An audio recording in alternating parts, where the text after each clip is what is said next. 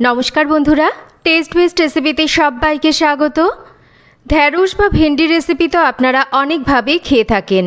একবার এইভাবে ঢ্যাঁড়স বা ভেন্ডি রেসিপিটা বানিয়ে খেয়ে দেখুন। গরম গরম রুটি বা পরোটার সাথে এই রেসিপিটা খেতে কিন্তু অপূর্ব স্বাদের হয়। তাছাড়া রেসিপিটা আপনারা খুব চটজলদি বানিয়েও নিতে পারবেন। লাঞ্চ বক্সে বা বাচ্চাদের টিফিন বক্সেও রেসিপিটা কিন্তু অনায়াসেই তাড়াহুড়োর সময়ে বানিয়ে দিতে পারবেন। বানানো খুবই সহজ, খুবই অল্প উপকরণে রেসিপিটা তৈরি করে নেওয়া যায়। চলুন একটু অন্য স্বাদের এই রেসিপি কি করে বানাই দেখে নেওয়া যাক। আজকে ঢ্যাঁড়সের রেসিপি বানানোর জন্য এখানে আমি দেখুন ঢ্যাঁড়স কেটে নিয়েছি। ঢ্যাঁড়স কাটার আগে সবার প্রথমে খুব ভালো করে ধুয়ে জলটাকে মুছে নিতে হবে। তারপর ঢ্যাঁড়সগুলোকে এই রকম একটু লম্বা টুকরো করে কেটে নিতে হবে। তবে দেখেই বুঝতে পারছেন খুব বেশি লম্বা করে কিন্তু কাটিনি। একটা ঢ্যাঁড়সকে 1 থেকে 2 খণ্ড করে কেটে নিয়েছি। এখানে নিয়ে নিয়েছি আমি একটা আলুটাকে ঠিক এই রকম টুকরো করে কেটেছি। আর আলু কাটার পর কিন্তু অবশ্যই করে আলুটাকে ভালো করে জল দিয়ে ধুয়ে নিতে হবে। তা না হলে আলু থেকে যে কষ বের হবে, আলু কিন্তু একটু লালচে বা কালচে রং হয়ে যাবে। এবার রান্নাটা শুরু করব। যে কোনো তেলেই আপনারা রান্নাটা করে খেতে পারেন, যে তেল আপনারা খান। তেলটা হালকা গরম হলে এবার কেটে নেওয়া ঢ্যাঁড়স বা ভেন্ডিগুলোকে তেলের ওপর ছেড়ে দেব। গ্যাসের ফ্লেমটাকে মাঝারিতে রাখবো। আর ভেন্ডিগুলোকে এবার আমরা একটু ভেজে নেব। এই সময় কিন্তু কোনো রকম লবণ বা হলুদ দেওয়া যাবে না। দেখুন মোটামুটি মিনিট 4 আমি মাঝারি আঁচে রেখে ভেন্ডিগুলোকে ভেজে নিয়েছি। এবার এর মধ্যে দিয়ে দিচ্ছি 1 চিমটি হলুদ। খুব বেশি কিন্তু হলুদ এই সময় দেব না। 1 চিমটি হলুদ দিচ্ছি যাতে করে এই ভেন্ডির গায়ে সুন্দর একটা রং আসে। আর একটু হলুদ দিয়ে ভাজলে ভেন্ডিটা কিন্তু এই গাঢ় সবুজ রঙটা বজায় থাকে। দেখুন ভেন্ডিটাকে আমি ভেজে নিয়েছি। খুব বেশি লাল করে ভাজা যাবে না, ঠিক এই রকম করে ভেজে নিয়ে এগুলোকে তুলে নিতে হবে। কড়াইতে যে তেলটুকু রয়েছে তার মধ্যে আমি আরও সামান্য একটু তেল এখানে যোগ করে দিচ্ছি। তেলটা ভালো করে গরম হয়ে গেছে। ফোড়নে দিচ্ছি এখানে গোটা সর্ষে, মানে আমি এখানে কালো সর্ষে দিয়েছি। তার সাথেই দিচ্ছি এখানে একটু গোটা জিরে, দেব এখানে একটা শুকনো লঙ্কা। ফোড়নটা হয়ে গেলে দেব এখানে কিছুটা হিং। নিরামিষ রান্না ছাড়াও কিন্তু আমিষ রান্নাতেও হিং দিলে তার স্বাদটা বেশ ভালো আসে। তাছাড়া রান্নার গন্ধটাও কিন্তু বেশ সুন্দর আসে। এবার হিংটাকে দিয়ে খুব বেশি কিন্তু পোড়ানো যাবে না, সঙ্গে সঙ্গে দিয়ে দিতে হবে এখানে পেঁয়াজ কুচি।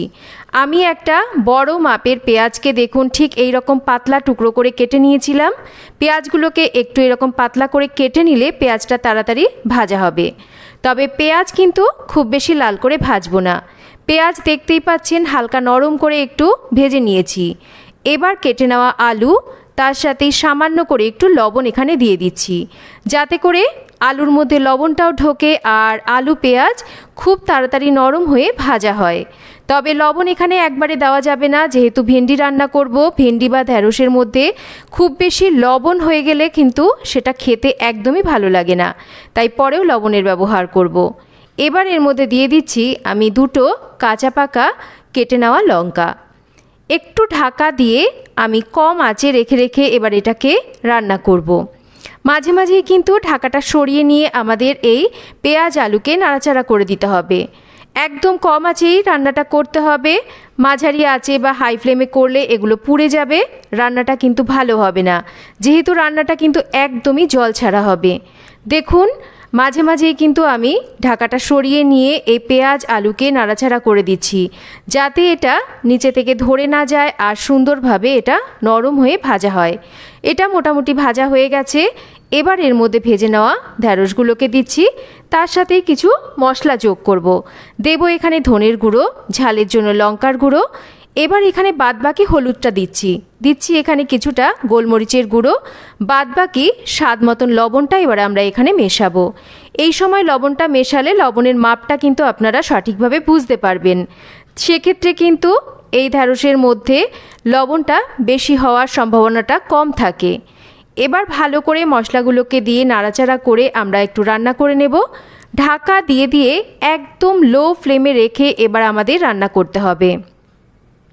যেহেতু এই রান্নায় কোনো রকম জলের ব্যবহার হবে না, আর খুব বেশি তেল কিন্তু আমি রান্নাতে ব্যবহার করছি না। যেটুকু তেল আমাদের রেগুলার রান্নায় প্রয়োজন সেই তেলেই কিন্তু রান্নাটা করছি। তাই একটু সময় ধরে ঢাকা দিয়ে দিয়ে আমাদের রান্নাটাকে করতে হবে, আর মাঝে মাঝে ঢাকাটা সরিয়ে এই রকম নাড়াচাড়া করে দিতে হবে যাতে নিচে থেকে ধরে না যায়। দেখুন বেশ কয়েকবার ঢাকা খুলে আমি নাড়াচাড়া করে দিয়ে রান্নাটা করে নিয়েছি। চেক করে নিচ্ছি আলু ঢ্যাঁড়স ভালো করে সেদ্ধ হয়ে গেছে। এবার আমরা এর মধ্যে বিশেষ একটা মশলা মেশাবো। দিয়ে দিচ্ছি এখানে স্বাদ মতন একটু মিষ্টি, আর তার সাথে দেবো এখানে ম্যাগি মশলা। এবারে মিষ্টি আর ম্যাগি মশলা দিয়ে ভালো করে আমরা নাড়াচাড়া করে মিনিট 2 রান্না করব। এই ম্যাগি মশলাটা শেষে দিলে কিন্তু এই রেসিপির স্বাদ আর গন্ধ একদম অন্যরকম হয়ে যায়। তাই আপনারা গরম মশলার পরিবর্তে অবশ্যই একবার এই রকম ম্যাগি মশলা দিয়ে রান্নাটা করে খেয়ে দেখতে পারেন। এবার আবারও ঢাকা দিয়ে মিনিট 2 একটু রেখে দেব যাতে এই মশলার গন্ধটা এই রান্নার মধ্যে ভালো করে চলে আসে। ঢাকাটা সরিয়ে নিচ্ছি মিনিট 2 পর। এবার আমি এটাকে সার্ভ করে দিচ্ছি। রেসিপি আমাদের একদম রেডি। ভেন্ডির রেসিপি কিন্তু দেখুন আমার রেডি হয়ে গেছে। আমি সার্ভ করে দিয়েছি। গরম গরম রুটি পরোটা বা ভাতের সাথে রেসিপিটা খেতে কিন্তু অসম্ভব স্বাদের হয়। আপনারা রেসিপিটা চটজলদি টিফিনেও কিন্তু বানিয়ে দিতে পারেন। বানানো খুবই সহজ, খুবই অল্প উপকরণে অল্প পরিশ্রমে রেসিপিটা আপনারা বানিয়ে নিতে পারবেন। আশা করছি আপনাদের সবার আজকের এই ভেন্ডির রেসিপি খুব পছন্দ হবে। তো কেমন লাগলো আজকের এই খুব সহজ ঢ্যাঁড়স বা ভেন্ডির রেসিপি একটা কমেন্ট করে জানাবেন। রেসিপি ভালো লাগলে একটা লাইক করবেন, রেসিপিটা শেয়ার করবেন, আর যদি চ্যানেল সাবস্ক্রাইব করা না থাকে তাহলে প্লিজ চ্যানেলটাকে সাবস্ক্রাইব করবেন। সবাই ভালো থাকবেন। আবার ফিরে আসবো নতুন কোনো রেসিপি নিয়ে। এতক্ষণ আমার সাথে থাকার জন্য অসংখ্য ধন্যবাদ।